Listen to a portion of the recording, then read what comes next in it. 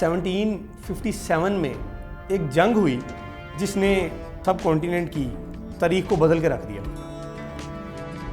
ناظرین، 712 میں مسلمان محمد بن قاسم نے جب ہندوستان کو فتح کیا تو اس وقت سے لے کر 1857 تک مسلمانوں کی حکومت رہی۔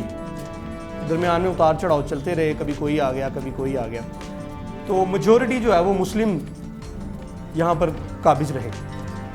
1206 میں شہاب الدین غوری کے آزاد کردہ غلام قطب الدین ایبک نے پہلی یہاں پر اسلامی حکومت کی بنیاد رکھی۔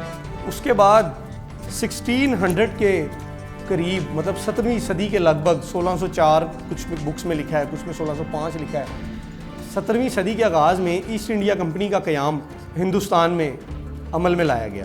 انہوں نے کوئی 150 سالوں میں اپنے بزنس کو یہاں پر اتنا مضبوط کر لیا کہ چھوٹے چھوٹے علاقوں پر انہوں نے قبضے کرنے شروع کر دیے۔ اسی طرح ہی 1757 کے قریب ایک جنگ ہوئی جو تاریخ میں بہت سے واقعات کے حوالے سے مشہور ہے۔ نواب سراج الدولہ تھے بنگال کے راجہ اس وقت۔ ایسٹ انڈیا کمپنی سے اس وقت انہوں نے ٹیکسز کی ڈیمانڈ کی کہ آپ یہاں پر بزنس کر رہے ہیں تو ٹیکسز بڑھائیں اور چیزیں ہماری، مطلب آپ کچھ حصہ اپنی ٹریڈ میں سے ہمیں بھی دیں۔ برٹش ایسٹ انڈیا کمپنی نے انکار کر دیا ٹیکس دینے سے کہ ہم ٹیکس نہیں دیں گے۔ تو نواب سراج الدولہ کی فوج تھی 30,000 اور ادھر سے ایسٹ انڈیا کمپنی کے تھے لارڈ کلائیو، ان کی فوج تھی 3,000۔ ان دونوں کی جنگ ہوتی ہے۔ اچھا، اس سے پہلے میں آپ کو جنگ کی کچھ وجوہات بتانا چاہوں گا۔ ایسٹ انڈیا کمپنی نے ٹیکس دینے سے انکار کر دیا نواب سراج الدولہ کو۔ نواب سراج الدولہ نے قاسم بازار اور کلکتہ فورٹ پر اپنی 30,000 کی فوج کے ساتھ قبضہ کر لیا کہ ان کے شپس کو روک دیا کہ ہم آپ کو ٹریڈ نہیں کرنے دیں گے اگر آپ ٹیکسز نہیں دیں گے۔ ادھر سے لارڈ کلائیو اپنی 3,000 کی فوج کے ساتھ پلاسی کے مقام پر پہنچے۔ ادھر سے ان کی فوج بھی پلاسی کے مقام پر چلی گئی۔ تو پلاسی کے مقام پر ایک جنگ ہوئی جو مسلمانوں کی تاریخ میں ایک تلخ شکست کے نام سے یاد کی جاتی ہے، اور اس شکست کے بعد مسلمانوں کا زوال کا آغاز ہو گیا۔ بنگال، ناظرین، ایک بہت بڑا صوبہ تھا اس وقت۔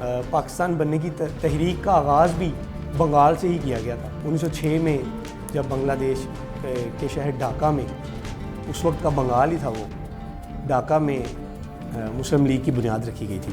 جنگ کا پس منظر کچھ اس طرح سے ہے کہ 30,000 فوج سراج الدولہ کی تھی اور 3,000 فوج صرف لارڈ کلائیو کی تھی۔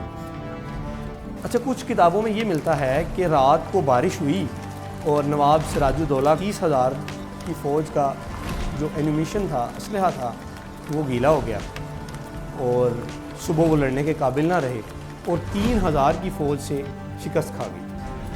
نواب سراج الدولہ کا جو سپہ سالار تھا میر جعفر، جس کا ذکر پاکستان کی پولیٹکس میں بھی بہت ہوا گزشتہ برس، اور اس کے علاوہ بھی میر جعفر اور میر صادق کے بڑے قصے اور غداری کے نام پر چیزیں مشہور ہیں۔ میر جعفر نے سراج الدولہ کو بھاگنے کا مشورہ دیا۔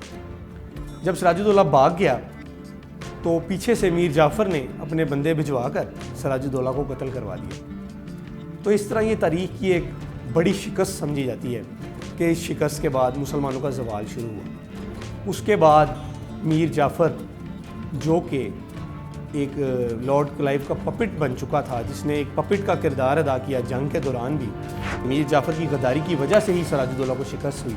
ایسٹ انڈیا کمپنی نے بنگال کا جو اقتدار تھا وہ میر جعفر کو دے دیا۔ اسی طرح ہی پھر بنگال پر میر جعفر بھی کچھ عرصہ حکومت کرتا رہا۔ پھر جب ایسٹ انڈیا کمپنی نے دیکھا کہ میر جعفر ہمارے کام کا نہیں رہا تو انہوں نے اس کا بھی پتہ صاف کر دیا۔ تو ناظرین، میر صادق کون تھا، اس کے بارے میں میں آپ کو اپنی اگلی ویڈیو میں بتاؤں گا کہ میر صادق نے کہاں پہ غداری کی اور اس کی غداری کی وجہ سے کس کو شکست ہوئی۔ اس کے ساتھ ہی اپنے میزبان محمد فراز امجد خان کو اجازت دیجیے۔ اللہ حافظ۔